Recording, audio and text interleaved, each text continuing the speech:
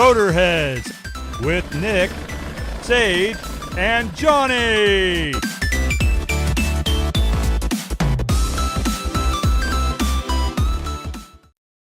Hello, everybody, and welcome back. This is episode 29. This would be the January episode, and we're all in our winter doldrums. Like, no one's flown since the last time we recorded, so a lot of fail sauce all around. Hearty helpings for Thanksgiving and Christmas all around. So we're not really going to cover what we have done, but we have a guest with us. Mr. Chad Carlin has decided to join us. How's it going, Chad? Yo, I'm here. So Chad's been kind of like very close to your microphone. Yeah. My nitro guru through this last year of like figuring out how to fly and not destroy my nitros.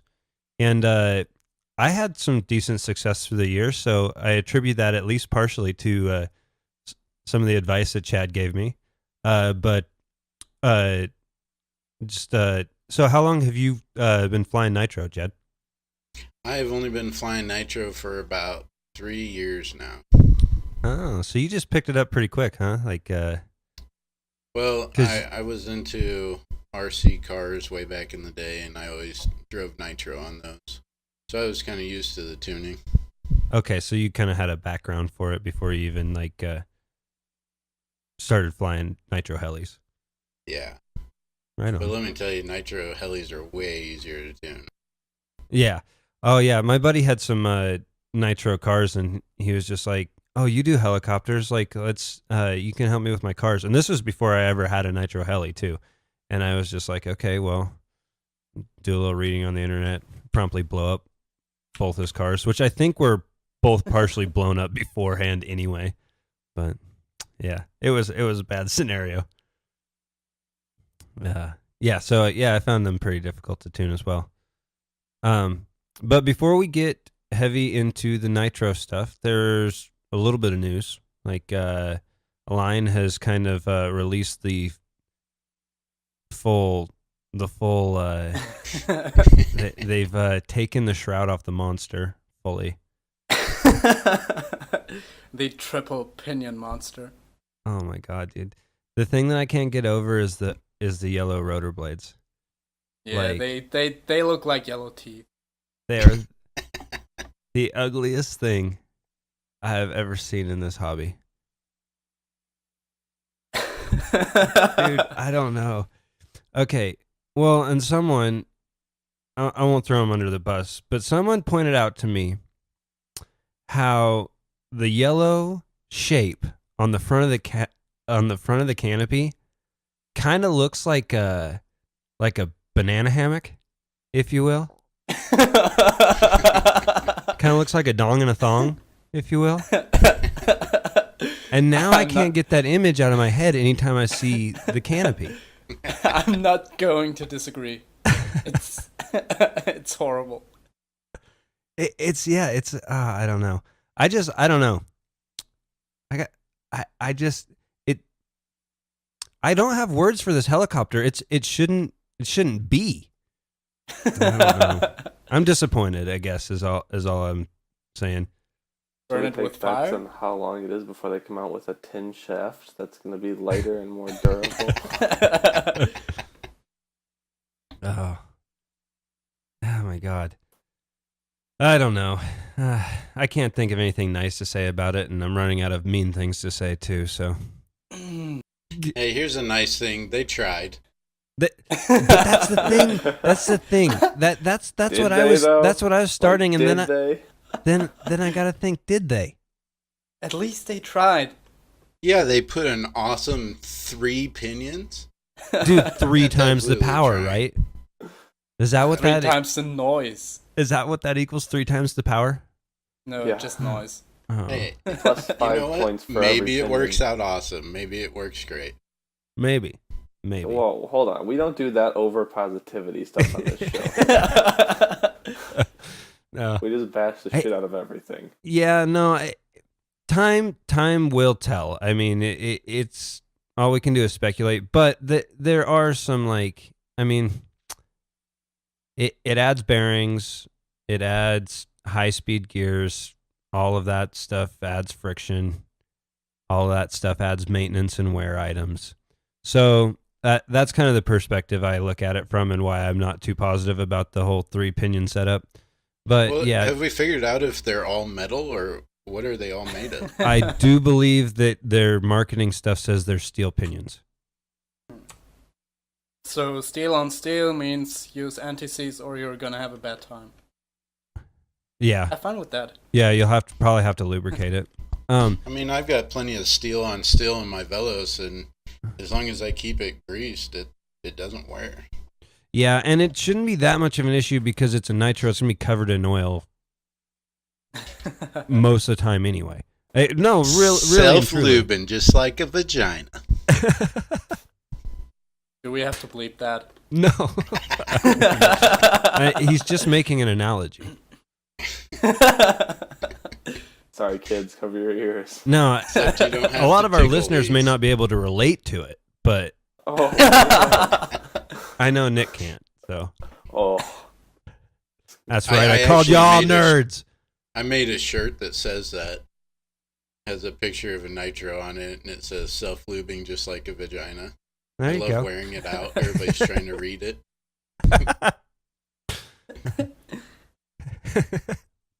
Just trying to enjoy my moons over my hammy, and people keep staring at my shirt. Oh my god. Well, there's other nitro news. SAB has decided to kind of I don't know what they've decided to do. They've decided to bastardize the black nitro. Don't maybe worry.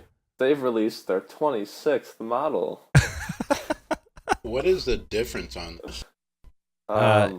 If it's anything like the Black Thunder, it's G10 frames and no which they blades. already had, and the more expensive landing gear. Yeah. It's their marketing pitch of G10 frames when all their frames are already G10, just with a thin carbon layer on the outside. But now they're not trying to hide it anymore. Yeah. And the fanboys are going crazy. Oh my god, this is so innovative.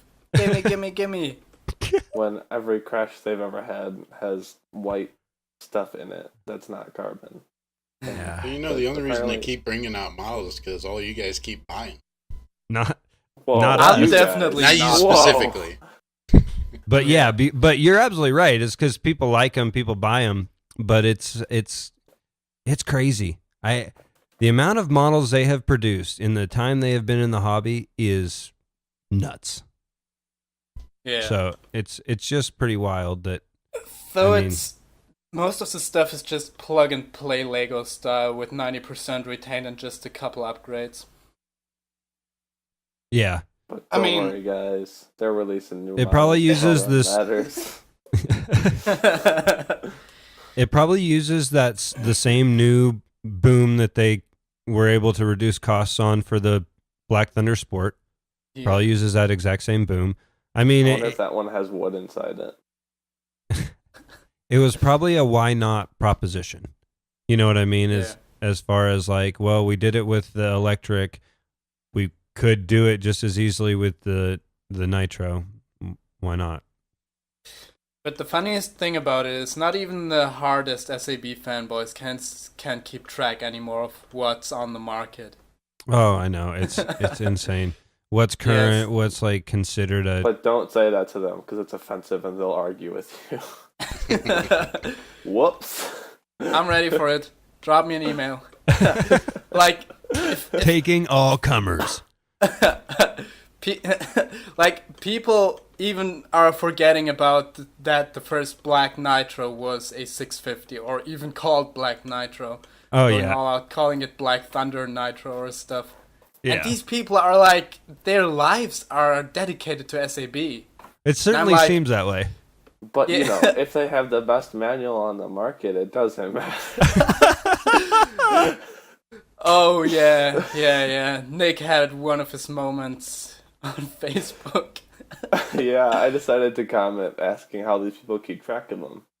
And someone's response was, Well, it doesn't matter if they have the best manual on the market. What that has to do with keeping track of the models, I'm not sure still. So what else do we have released? Is there anything else we have to add to that thing? Oh, 3-bladed RotorTech sets. This is a new thing. Yeah. Oh, yeah. We should have had Alex talk about it last week because he actually got us and tested them. Last month. Dude. Yeah, last episode. He didn't even have them back then, I think. Oh, he might not have. Yeah, but yeah, Funky released tri-blade RotorTechs at 150 grams per blade. Super which is light. Actually, extremely good for a tri-blade set. So, yeah, I think that's the only viable tri-blade set on the market right now because SABs are like 170 to 180 grams. Same for a line, and Helix are dead. Helix. Rip. So sad. Yeah. Yeah, Nick actually liked those. Yeah, I don't. The RotorTechs look cool. To destroy my boom on my 700, but you know. I always really like RotorTechs anyway. Yeah, RotorTechs are. Yeah, I like RotorTech. I mean, you have them in a sim, so that's something. Oh, well, yeah, I need to get some more VTX main blades, but I need some 850 millimeter. Hey, last I checked, everything was in stock. Yeah, so everything's finally back in stock. So if you need blades, they're there now. Nick, I wasn't telling people that because I want them to stay there. Well, no, go buy them, everybody, so then they can make more. Yeah. Oh man, I hope you didn't hear me fix my intro link there. It's falling apart. Oh, I need a little more super glue? How did when you fly too No, much? just needed to push a pin back in. I don't know. I fly an awful lot and manage to not slam my sticks into the corners and the stops. That's true. You can usually hear him stick banging. Oh, yeah. I don't know. I have to do that. Obviously, I got some settings wrong here.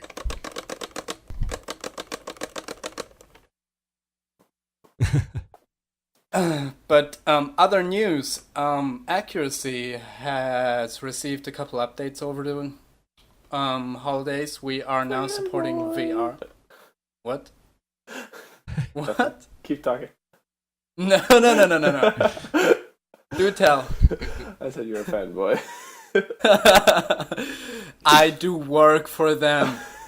I have to fanboy Accuracy.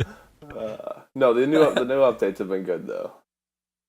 Hey, keep talking. Thanks. Go through them. Yeah, we are now supporting VR, and I'm majorly annoyed that I have to fly on a normal screen right now because they wouldn't allow me to use my Oculus because it's all unwatchable with my head movement and it's too jittery and. Well, if your little head didn't wobble around like on a chicken neck, it wouldn't be so bad. Get a better. I was gonna say get a better gyro on your neck. Oh man! And if you haven't seen it by now on your screen, pull up the video real quick. We are flying the new Protoss Nitro that was added like yesterday-ish.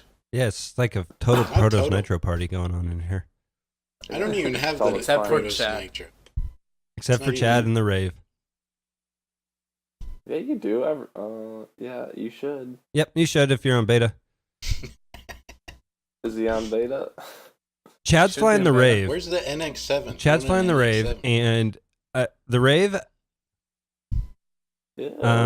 coming sometime this spring.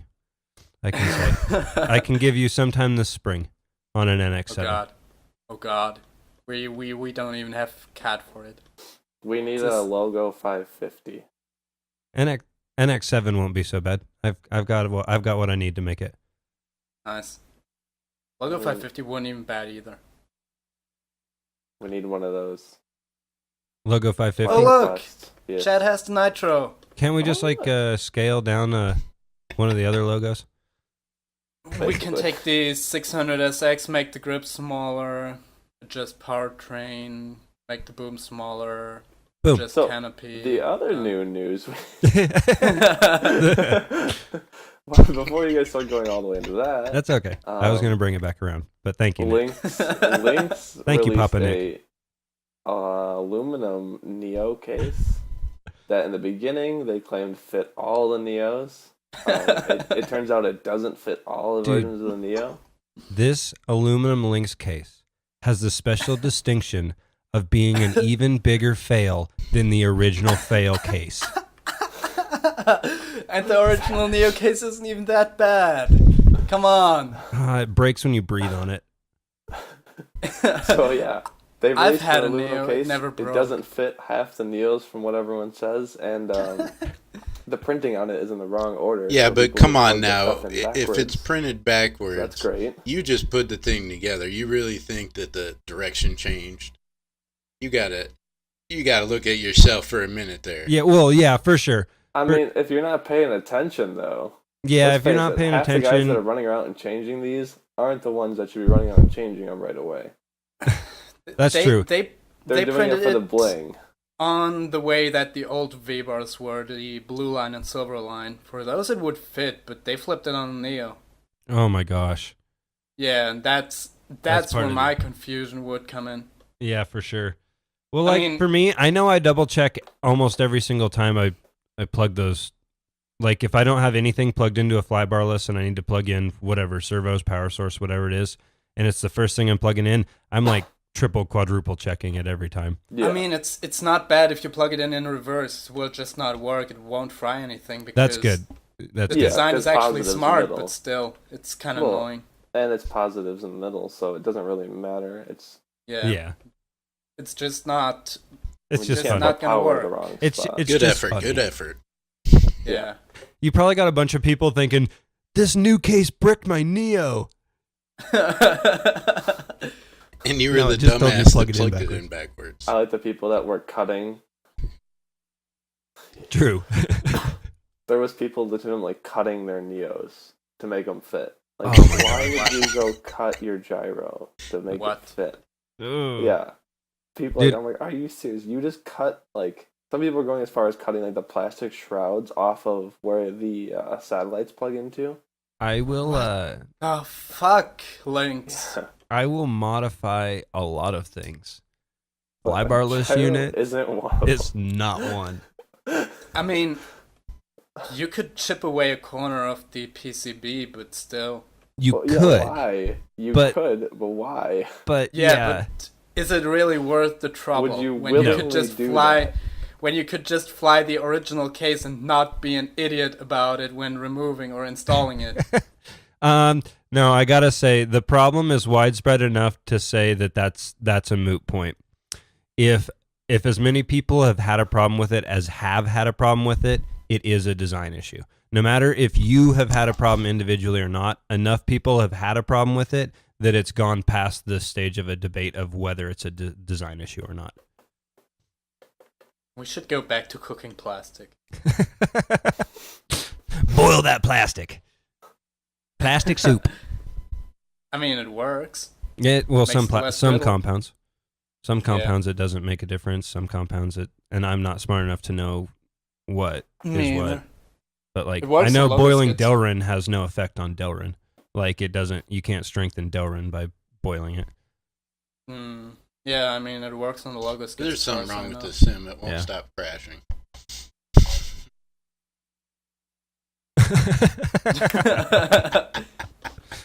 No matter what I do, when I flip around next to the I'm just ground, gonna I start crash. coming and flying this when I need amusement. Oh, yeah. It's so funny. They just smash Why? it non-stop. Why? But, like, why? Is it I feel like like it running has too no He slow? likes or... to smash things. Oh, it's a 91. We can rant about XL power if we want to have a whole rant day, because that seems like where we're going. Oh What- my god.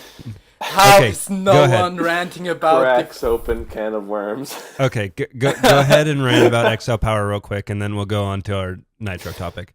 They cloned the logo for 80 one by one, except for making some stuff metal that is plastic in the original, and no one is going crazy about it. ALZRC rebrands a Goblin 380, and we have a 30-page thread on Heli Freak main. What the fuck is wrong with people? What the hell is wrong with people?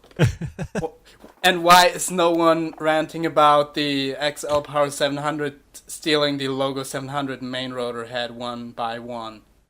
Like, how? What's an XL Power? Okay, enough rant. Okay. Exactly. Good. Leave that there. Yeah. Well, dude, did you see that did you see the canopy shots they released? Yeah. Didn't they look a little familiar? Let me think. Yeah. Oh my god. Disgraceful. Fucking disgraceful. Well, you gotta tell everyone what it is, because no one's seen it more than likely. Yeah, well, they just went with pretty much the Protos Nitro canopy design. Yeah, just stole it. Pretty much.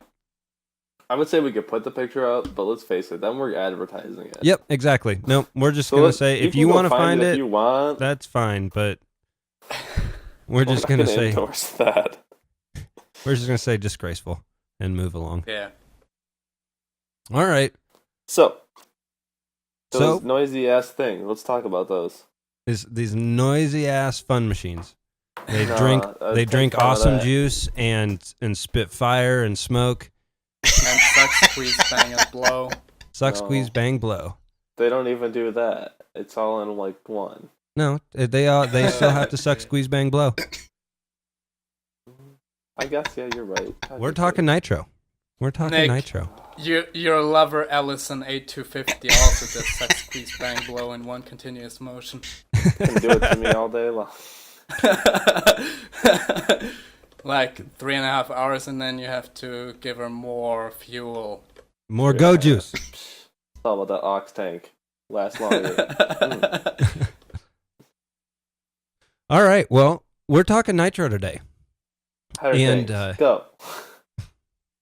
Well, I wrote out this little outline because I wanted to kind of stay on track, because I know things can wander. It's us. Let's face it. With us. Things wander. This is gonna be long, and Nick will have to edit it because he just got a new PC. Oh yeah, that's why you'll actually see Nick fly this time. Look, hey, Nick fly. Let's face it. Let's not get overly confident, because this is basing off I set everything up right. It's gonna be a long night teaching you how to edit. Oh yes, it is. So if you're seeing this episode, then it worked. If not, really then bad. Rip. No why? Oh god. Okay, but I figured go ahead with nitro. I figured we'd start out with a little bit of just a little bit of the basics. So these nitro engines in our helis are little two-stroke motors. They're what's called a crankcase scavenged two-stroke motor. And so this whole suck, squeeze, bang, blow thing that we were going on about and joking about is kind of the fun and simple way to remember kind of how these motors operate. And in my opinion, having an idea of what's actually happening inside the motor is the first place to start when learning about nitro. You can learn to fly, you can learn to even tune them without really understanding the principles, but you're going to have a lot more success if you do understand what's going on with the motor and why. So suck, squeeze, bang, blow is kind of the order of operation of one of these motors. Each one of those things is a kind of a stage to describe what's happening in the operation. Suck is when you're bringing in new fuel and air mixture from your carburetor into the crankcase. This stuff gets sucked in through a vacuum that's created by your piston moving upwards through the piston liner. The squeeze is compressing that fuel air mixture that has escaped to the area that's above the piston. Bang! Well, that's the explosion. That's when the fuel air mixture is ignited, compressed enough, and ignited by the glow plug. You have the piston propelled by pure awesomeness back down to the bottom of the crankcase. And Pure awesome. And when this happens, the expansion of all those gases and and then the rest of the unspent fuel and oil gets blown out of the exhaust port. Now the so basically blow.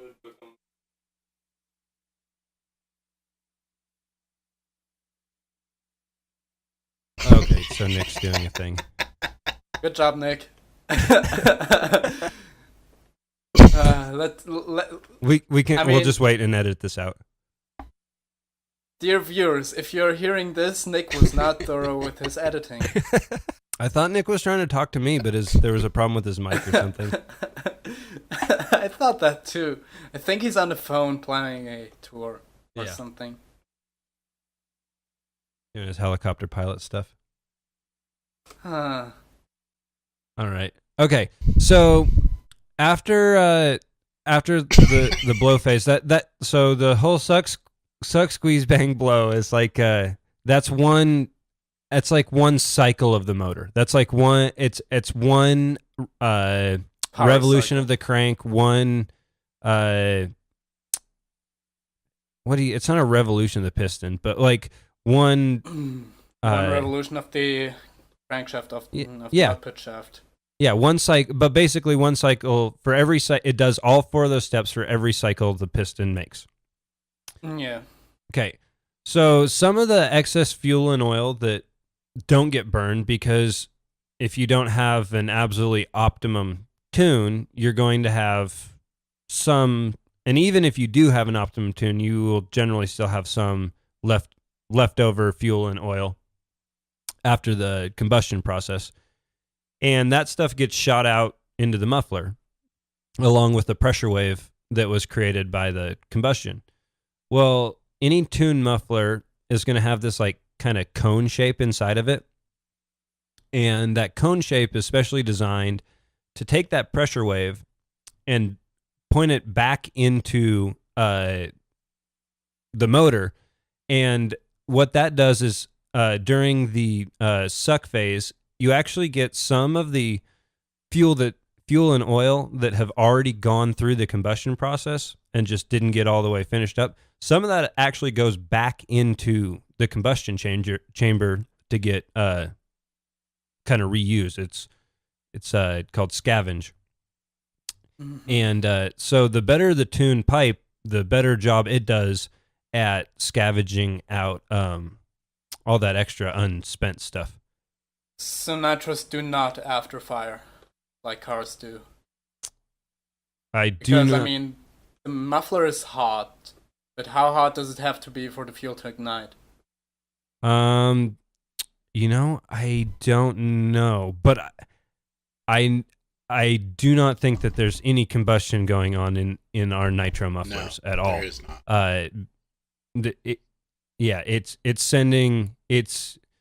It's sending all that unburnt fuel and stuff. It's either coming out the stinger on the end of the muffler or it's being sent back into the combustion chamber. And that all depends on, a lot of that depends on the design of the muffler and stuff. Like somebody just kind of pointed out not too long ago that these Power Boost mufflers for OS, the actual port on the muffler is way smaller than the opening in the engine.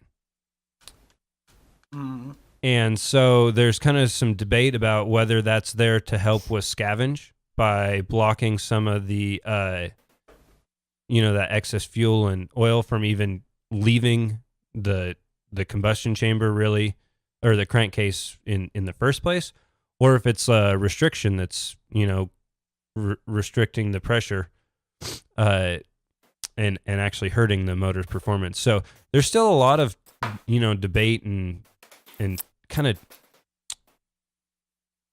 above and beyond tuning that gets done to these motors, but I think that's a little bit beyond the scope of what we're going to hit today. But yeah, no, not that I know of. I've never seen any signs that there's any after firing. I don't think two strokes tend to do that. Would be funny for Heli suddenly started farting. Yeah.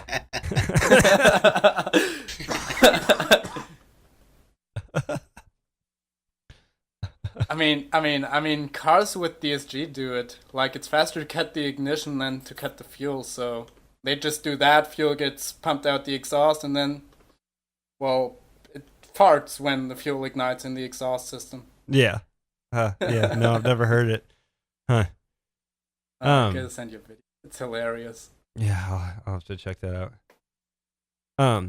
But basically, so there's been, it's kind of a stagnation in the muffler market, but that's, Alex kind of talked about it last time we were on, but that's kind of where we're looking for gains right now, because it's a lot cheaper to iterate and design a muffler than it is a new nitro motor, right? So we're seeing new options from MRCI. Last year, Matt Bodos teased everybody with some kind of new pipe announcement, which still hasn't come out. But I guess now that the 516 is out, I read the other day that it's become a new priority for him to get this new pipe out. So I don't know. Hopefully that, we continue to see some more gains in this area, because I think there's more to get out of these little two strokes with better exhaust systems. Yeah, because the current power output is kind of low, like 2.5 kilowatts. Yeah. Compared to electric. 10 kilowatts on an electric. They tend to be lighter too still. So that helps with nitro. But you don't need all that power electric has. This is also true. I mean, it's nice to have though. Like, if that nitro motor can deliver 2.5 kilowatts, a 700 tail rotor running 10,000 RPM can pull 2.3 kilowatts on a full acceleration from a stop. Sure. So, but there are gains being made. I mean, I don't know. I've seen nitro flown so hard that it's so much harder than I know I will ever be able to fly. I've never been preoccupied with like a lack of power with nitro, ever. Like it's perfectly fine. I think me. people like, feel it can more of the lack of power when they first come to nitro, because they've started on an overpowered electric and they don't realize how bad their collective management actually is. So when you have poor collective management, you get on nitro, you're just gonna bog it. Yeah, this is true. I've noticed this a lot with this Protoss Nitro in the sim. Like, that was the first nitro we ever added, and I haven't flown nitro in the sim like ever before, really. And I was like, wow, this is way underpowered. And now, after flying it for a while, I'm not even hitting my collective stops anymore, because because that's not how you fly them. It's part of its flying style, and part of its learning how they respond to like the demand for power, and because you don't get instantaneous delivery like you do with electric. It's softer. It's more subtle. Yeah, supercharged. Well, that kind of pushes us into the next thing. But before we move on, I want to ask Chad. I know, so in the nitro world, there tends to be like people find really strong preferences for things. What do you tend to look for? What mufflers do you run? How do you choose your exhaust system, Chad? I buy it and I put it on, and if it works, I fly it. Seriously, like I've tried different pipes, and maybe this one gave me this little touch here, but really, I mean, just fly the helicopter. Just have fun with it. So it's not even like a sound thing or anything for you. You're just not that picky. That's good. I like that, because I'm kind of the same way. Racer going down the quarter mile that's trying to pick up a tenth of a second. I truly don't believe that these pipes are going to make a massive difference. I mean, a little bit here and there, yes, a sound here and there. I think all nitros sound awesome. Just quit pushing for the little tip of the power. That's how people keep blowing these things up and keep giving up. They're trying to get that little extra bit of power out of it. Just enjoy it. Enjoy the connection with the living, breathing machine. Right on. I like that. That's kind of my attitude towards it too. That reminds me a lot of the Liana. Yeah. His car. The car I'm driving, a Suzuki Liana. It's kind of like a Samurai. If you're familiar with the Suzuki Samurai. I am. Yeah. I wouldn't tell anybody I drove it. Oh well, gotta make the best out of it. Okay, so let's move on a little bit to let's see. Finding the power band, or figuring out what the power band of the motor is, and gearing for your model. Now, as far as I understand it, not a lot of nitros, I guess, offer a lot of gearing configurations. I know the NX4 does. Right.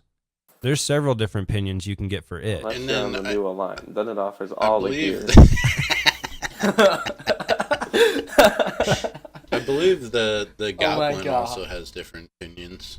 I'm not positive on that. Okay, but I think so. Perfect.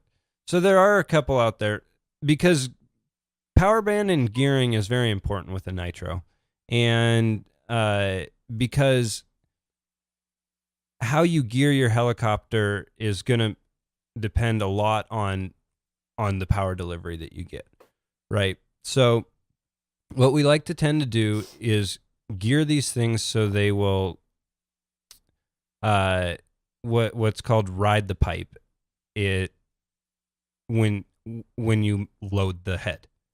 So you kind of gear over what you imagine, like what your intended like 3D RPM is, so that when you start to load the head and it bogs a little bit, it bogs right down into the power band, and you have a more instant delivery of power. Now, it's not like electric, but the more you're tuned to kind of hit that power band when you apply a load, the stronger your model's going to feel.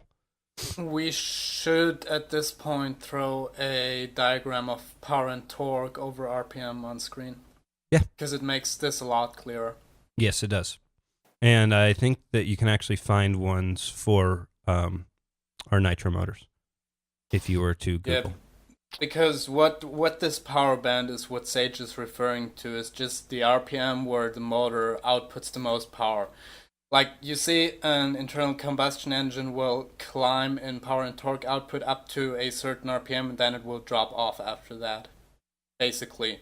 And what you want to do is gear it into that drop off after the peak power, so when it bogs, the power it outputs during that RPM decrease actually increases. Yes. The RPM.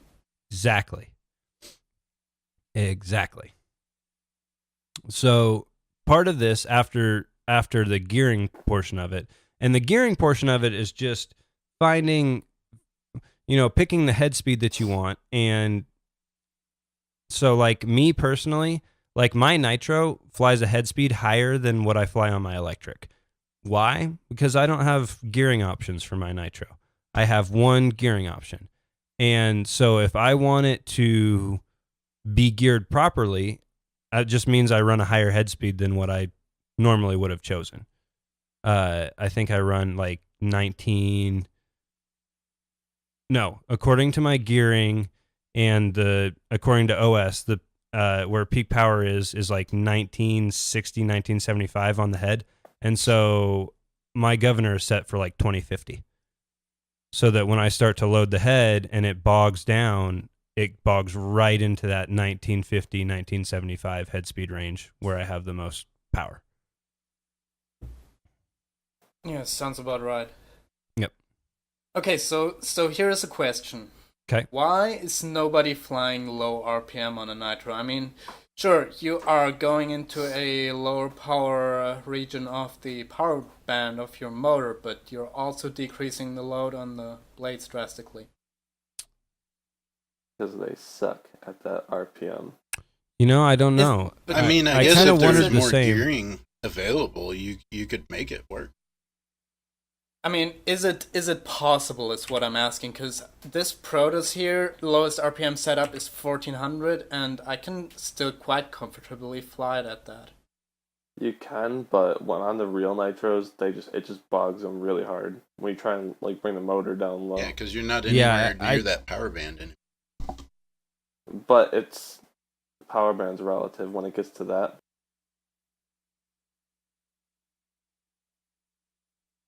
They should make power even lower, but these just don't. Yeah. Well, I mean, yeah.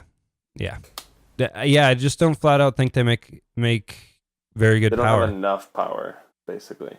I mean, I think they make enough because when you, well, they do for the high stuff, but when you try and get low, it really shows where they're weak, like on how weak they are. Yeah. This again reminds me of my car. Yeah. Yeah, I don't know. I'd have to see. I think the lowest RPM I ever ran on my nitro was maybe like 1600 gov, and it felt okay there, but definitely the motor doesn't sound like that happy nitro motor sound. It gets pretty gurgly, and I just think as far as like the intended fuel flow, all the design parameters for the nitro motors are like 15,000 RPM. That's where it's supposed to shine. That's where everything is set up for them to be running and happy at. So I just don't think that they're, as far as the regulator and everything goes, and maybe it's different with a non-regulated motor, I don't know. But I would also think that if you're running on muffler pressure, I would think that you would end up with a lower overall pressure with lower RPM at your crankshaft. So I just think that as far as the design parameters for the motor goes, they just are not designed to make usable power too far under their power band. Moral of the story, set it for the correct power band. Don't try flying low RPM.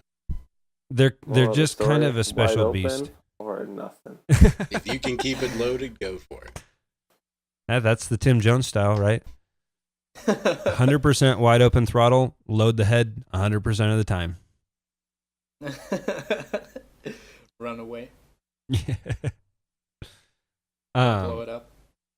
But so the other component of getting, good performance out of your nitro motor after you've kind of learned what the power band is and appropriately learned what the gearing is of your model and appropriately set your head speed for those parameters, the next piece of the puzzle is tuning the model. And when we talk about tuning, we're talking about adjusting the air fuel mixture to the carburetor, or in the carburetor. You probably heard the terms rich and lean. If you fly nitro already, you know what these things mean. If you don't, and you're just curious, it's the state of the fuel air mixture. So rich just means you have more, you're more fuel than air. Basically, you're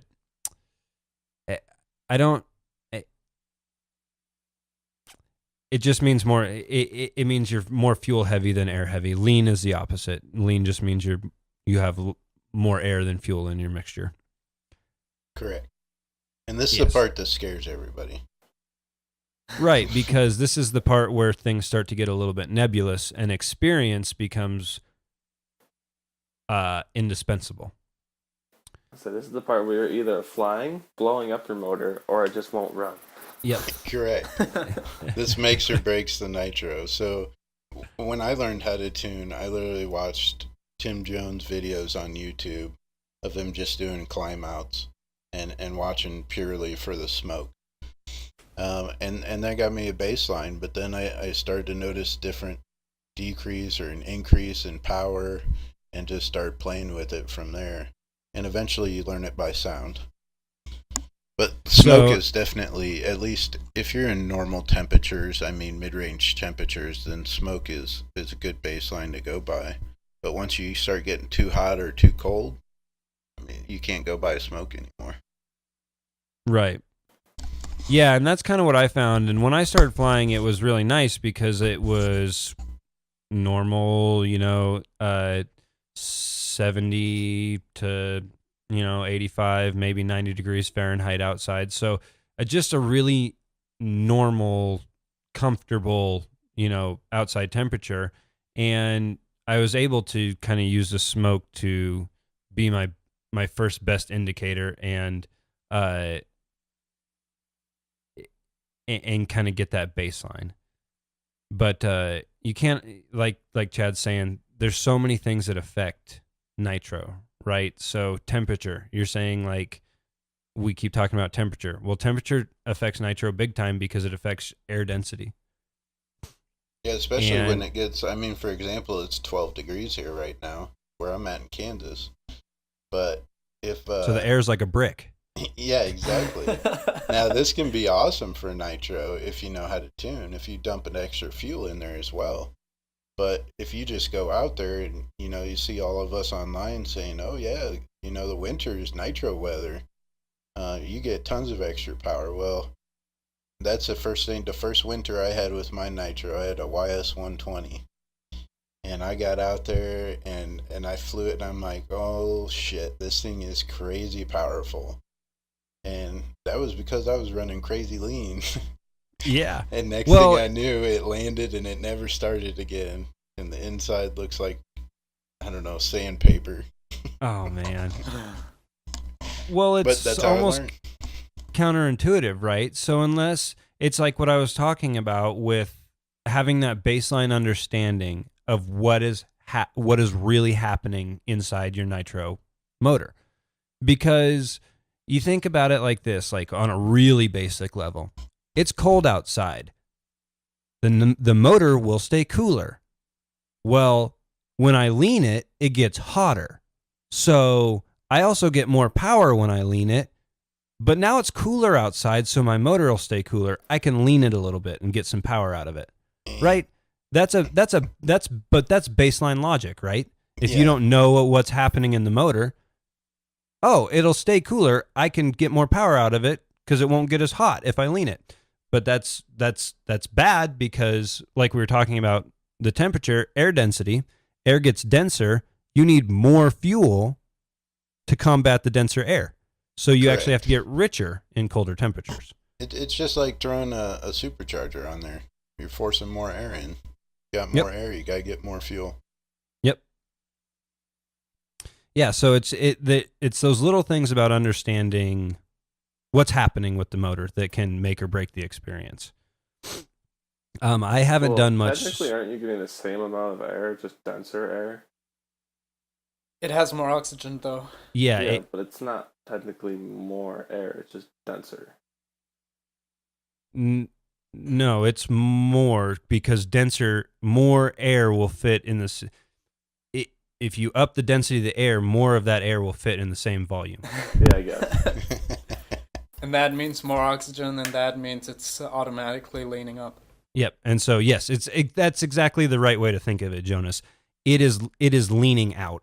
It's leaning itself out when the temperature outside cools down, and it's the exact same thing. If you're flying at 100 degrees F ambient temperature, you're going to be able to lean out your model further than you previously had before because you're going to want to restrict the amount of air sorry. Yeah. Yeah. Well, I'm having like a brain block. Cool. maybe don't think of it as air itself, but the oxygen that fits in that volume of air. Sure. I don't know. I just tend to Yeah. think of it as the mixture overall. I try to think of the whole mixture as a picture. Like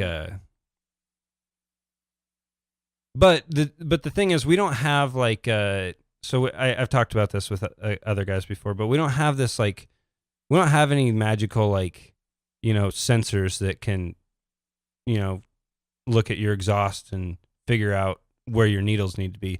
This is, as Chad was saying, like doing it by ear. That's really the experience kind of way to go about it, right? After you've really learned and kind of the sound is really, it's the thing that tells you everything, no matter what. Sound and feel. Yeah. You can definitely tell by feel. I mean, especially when you're on the rich end and you try to do anything that needs power, you can hear it gurgling and you can just feel it bog. Yep. Okay, you can so also do the Chad, same thing if you're lean, though. Chad, so how does the accuracy nitro feel to you? It feels okay. It feels good. I mean, I don't have a whole lot of time on it, so I've maybe a half hour on it. Yeah, but I mean, you've flown it now, and I'm just wondering, is it well tuned? Because I have no clue. I'm just punching in some numbers and it flies. No, I honestly, I feel like it's a little down on power. It's just too far down. Yeah. I mean, yeah, of course it's not going to have the power of electric, but this is just too far down. Yeah, I haven't been looking at I don't have my HUD up, so I haven't checked my RPM drops and stuff at like full collective. Let's Good try. Yeah, I just brought it up so I can look at it.